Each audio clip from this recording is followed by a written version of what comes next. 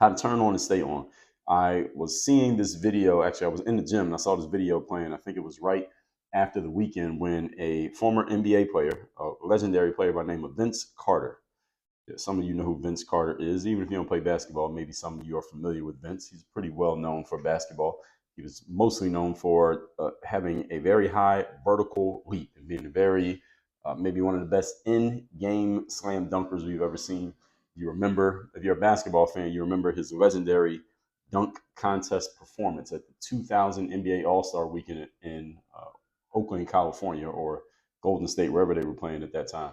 And anyway, Vince Carter got inducted into the Basketball Hall of Fame in the fall of 2024.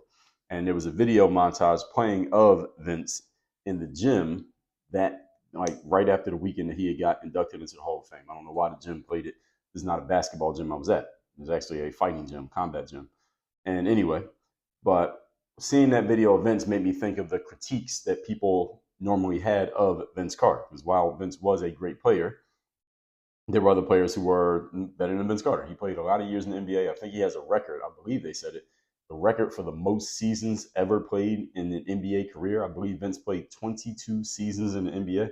His last year in the league, he was 42 years of age. It was something like that. But I think the record, he does have the record for most years played in the NBA. He might even have a record for most teams played for. So Vince lasted a long time. And Vince was one of my favorite players. His sneaker called the Nike Shox BB4. Many people, if you're a basketball fan, you may remember those shoes as the Boing shoes, Boing. I actually have a pair of them still to this day, not from back then. I had a pair back then, then I went and got another pair later on in life. But one of the critiques of Vince Carter was that he was a very talented and skilled player, definitely was. And the critique was that he wasn't always completely activated, let's say, to bring the best out of himself. People sometimes said that Vince was a little bit too nice of a guy on the basketball court to where it didn't allow him to bring the killer instinct out of himself as much as he could. And even despite that, he was still so good that he still go get you 25 points and dunk on a couple guys and be maybe the most entertaining person on the court, despite the fact that he wasn't even bringing that dog, as we say, out of himself all the time. I talked about how to be a dog. I believe that was episode number 853, but let me make sure. It was, first of all, I told you how to let your dog out, episode 963. Then episode 853, I talked about why you have to be a dog. So I talked about it in both episodes, 963 and also 853. Now, while I was a big fan of Vince, I would agree with the general critiques of him. And I will say that the same critiques can apply to most of us in some aspects of our own lives and areas in which we would like to improve when we get consciously thinking about it. So I know that as a player myself, I might have coaches say to me, hey, you need to bring it more often. So the same thing that got said to Vince, maybe for different reasons, but the end game being the same, I had coaches say to me sometimes when I was playing as well. So with all of this in mind, I went and laid out the points that I want to share here today in today's episode for all of us about how we can turn ourselves on, whatever on is for you, and make sure that we stay on. Point number one, topic once again is how to turn on and stay on. Number one, have a reason to. Number one thing you need if you're going to turn on and stay on is you got to have a reason to be on. To be on all the time, you got to have something more than just hearing about it here in this show, because the energy that you're feeling while listening to this will dissipate when you're dealing with other things that happen in your life. When you wake up tomorrow morning, you may not still be activated, so to speak, by what you're hearing right now. You will need a bigger reason, a motivation, if you will, to keep yourself fully activated and turned on, even when the moment in which you come up with the reason has long passed. See, if you can do that, then you can keep yourself fully activated and turned on again after the time has passed. This is usually in the form of a bigger, longer view goal that encompasses everything you do on a daily basis. So this is something that you may not come up with immediately. You may need to take some time to think about this and what it really may be for you, because it needs to be something that matters to you enough that it can move you to action, even in times when you don't really feel like taking action. For example, I did an episode, in those episodes where I talked about being a dog, I touched on this, but I talked about it in others as well. Episode number 678, and I explained why you perform so well when you are angry. And not everybody does, but a lot of people tend to, first of all, one thing I can say is true about all humans is that we tend to be moved to more action when we are angry than we are moved to action when we are complacent and happy, for the most part, most of the time. Why is this? Because anger, first of all, causes us to focus. When you're angry, you literally, if you were to look at someone's pupils in their eyes when they are angry, you'll notice that the pupils constrict. And when the pupils constrict, what that means is your focus gets narrowed. And when your focus is narrowed, it tends to become easier to take action because you're only focused on one specific thing. Whereas, on the other hand, when the pupils dilate, they get bigger. That's because we're trying to take in more things. So often people's pupils dilate when they see something interesting, something that arouses them. And arousal can be out of fear. It can be out of seeing something that you really like. It can be something that just draws your interest, but we try to take in more stuff. And the more things we take in, often we can be frozen and not take action because we're trying to take in everything that we see. When our pupils uh, narrow and we get focused, we can only see one thing. Some people call this tunnel vision. And when you have tunnel vision, it's easy to take action because you're only seeing one thing. Therefore, you don't have any options from which to choose amongst. So that means you just take the option that you see in front of you. So you need to figure out what is that works specifically for you, because that reason could be one thing today, but it could be something different next month or next year, depending on your situation and how you're progressing through life. But to always be on, you need to have something. There needs to be some reason that's going to keep moving you. And again, this can change year to year. Now, the part that you need to have something never changes, but what it is, the something itself, that can change. When I was looking to get my start as a professional athlete, for example, coming out of a Division III college and not having anyone calling my phone, inviting me to an opportunity to play.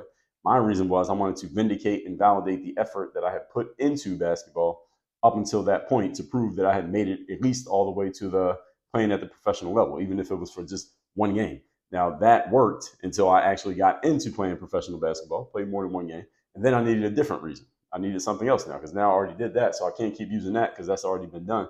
So I needed to replace the previous reason with a new reason. Give you another example. We'll take someone like Michael Jordan, who I've mentioned before here on the show. When he was looking to get to his first championship in NBA, which he won in 1991, his drive was, okay, people have already said Michael Jordan is the guy. He's one of the best basketball players in the world, maybe the best. Many players were saying he was the best. But he hadn't won the championship yet, and he wanted to prove that even though he was an individual superstar, he could win the championship while being the guy who was scoring a bunch of points and being a great individual. Because up to that point in the basketball world, a player who had been a singular star the way Michael Jordan had become hadn't been able to win a championship. And most people's idea was any player who has a singular star doing everything like that, that team can never win a championship. Michael Jordan was out to prove that. Then once he won a championship, he wanted to win another one, which he did. He did the back-to-backs. And then one of the things that he said in telling his own story, that after the 1992 championship, his second in a row and the second of his career, he was thinking about retiring from basketball that year, according to Michael's story. But he decided to come back and win a third straight championship only because his two main rivals at the time, who he had been trying to measure himself up to, Magic Johnson and Larry Bird, neither of them had ever won 3 championships in a row. So he wanted to win 3 in a row to separate himself from those guys, so he would at least have that talking point on them if he decided to walk away from basketball and never come back. So he did that in 1993, won that championship. Of course, he walked away, went and played baseball, came back. Then he lost in the shortened season that he played in. It was a full NBA season, but it was a shortened season for him. Lost in the summer of 1995. So now he had a new motivation. Now people think that I'm done, so let me prove them that I'm not done. Wins the championship in 1996. Comes back and wins another one in 1997 because he still feels his motivation lasted for more than the season. So he wins 2 in a row, 96, 97. And then when it came to the 1998 season, one of the things that he had said, I believe it was either 97 or 98 season. Actually, I think it was the 97 season. I was watching a video from one of the games he played that year. And he said he was trying to get one of his assistant coaches a championship ring because all the other people on the roster and all the coaches, they had all been on a team that had won the championship before. But this one assistant coach, he said, I want to get this guy a ring because he hasn't won a ring yet. And he was kind of being tongue-in-cheek about it. But I think we can agree, if you know anything about Michael Jordan, that maybe that he could have used that as his motivation. And then in 1998, that was their quote-unquote last dance, which ended up being the last run of that particular Chicago Bulls group. It was, okay, this is our last one, so let's just make sure we go out the right way and win this championship. I'm giving you all that all this story here to help you understand that each year that he was winning, he came up with a new reason to win, even though the goal was still win the championship. He came up with a new reason to win the championship. And for all of us, especially you, who shows up every day and you have a certain job you have to do the same way every time, over and over and over again, which can lead to boredom and can lead to tedium and monotony. Yes, you have to do the same job. The job's not going to change, but you can come up with different reasons, different motivations to do the job, which will keep it fresh in your mind. And the goal is to bring the best out of you every single time, regardless of what you need to do to get there. Just make sure you do it. Point number 2. Today's topic, once again, is how to get on and stay on. Number 2, remind yourself of your reasoning until it becomes a habit. Right? You want to turn on and stay on. You got to keep reminding yourself of the reason why you need to do it until it becomes a normal thing, and not doing it is the abnormal thing. Remember that the subconscious mind is programmed through one of 3 ways: immersion, emotionalization, and repetition. If you want to program your subconscious mind, those are the 3 ways that you have to do it. If you didn't catch that episode where I talked about that, let me give you that episode. That was episode number 2918. I told you we've been doing this for a while. 2918. That was the episode where I talked about the programming of the subconscious mind. So here specifically, I'm talking about the repetition part, telling yourself anything over and over again. Understand that the human brain, specifically the subconscious mind, will accept anything that it hears over and over again, regardless of its validity, accuracy, truthfulness, etc. It doesn't have to be any of those. You can tell someone something that's a complete lie and a complete opposite of what's actually true. If they hear it often enough, a person will come to accept it, believe it, and they will even act out on that belief. How many of you have come across a person, let's say in the last 30 days, who believes something that you absolutely know is false, and nothing you could say to them was going to change their mind? Has any of you ever come across a person who fit that description? Of course you have. And this is the way the subconscious mind works. Subconscious mind does not care if something is true or not. It just cares that if it's heard a certain number of times, eventually it allows it in and it becomes part of your programming. So this can become a habit for you, but you have to stick to a thing long enough for the habit to become real. When the subconscious mind accepts something, it becomes a habit, whether it's a mental habit or a physical habit. And the subconscious mind does not accept anything just because you did it one time, most of the time, unless you are highly emotionalized on the topic. Even then, emotions go up and down. Sometimes you are highly charged emotionally on a subject or a topic or an idea, and that charge goes away sometimes. So after you calm down a little bit, or a day or a couple of weeks or a month or a year goes by, the emotion that you felt 6 months ago on a certain subject, you could think about that subject today, but the emotion is not at the same level that it was then. Doesn't mean you can't get the same activation, but you have to program your mind to get yourself there.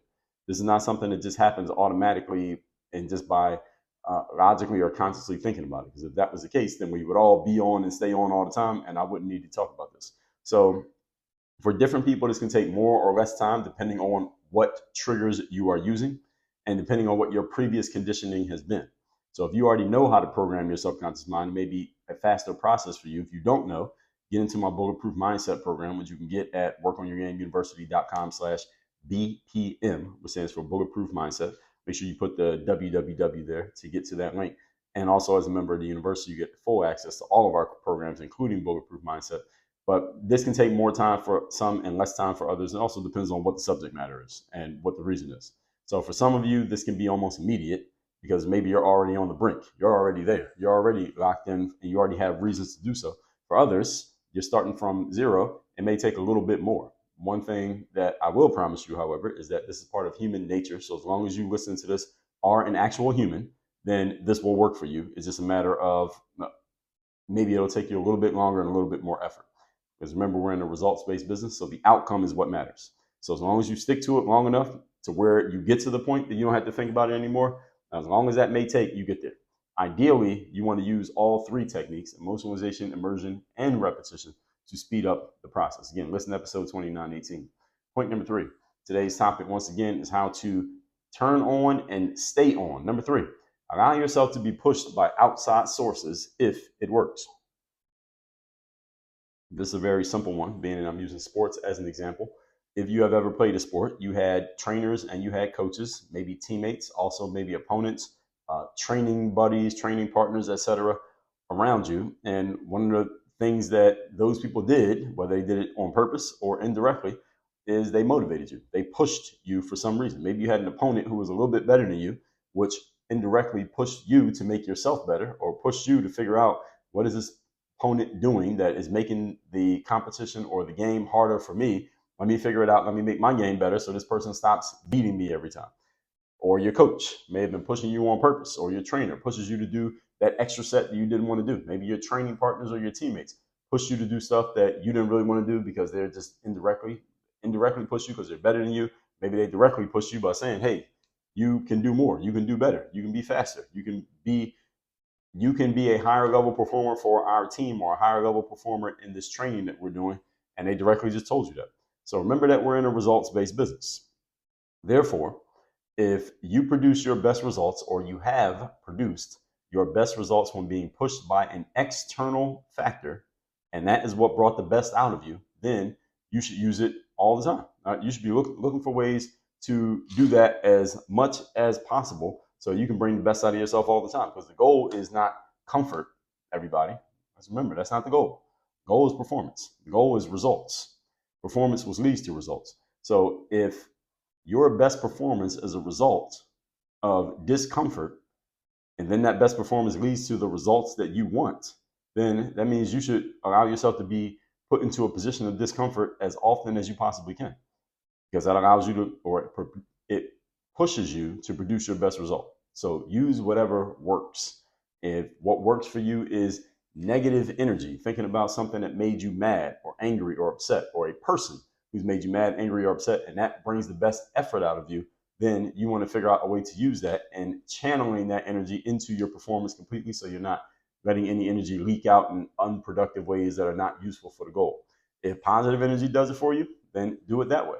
This is the reason why I did that episode. I told you why we perform best when we're angry, because when we're angry, we tend to get focused. And human beings, especially in the world that we live in today, suffer from a lack of focus because we have so many options available to us, including on our handheld devices, which we have within arm's reach at all times, and they have millions, an infinite number of possibilities of things to distract us. So we got to be careful of this. This is why I prefer focus to, let's say, positive energy, if you want to call it that. Focus that is driven by maybe something that emotionally triggers us, which often can be negative when it drives focus.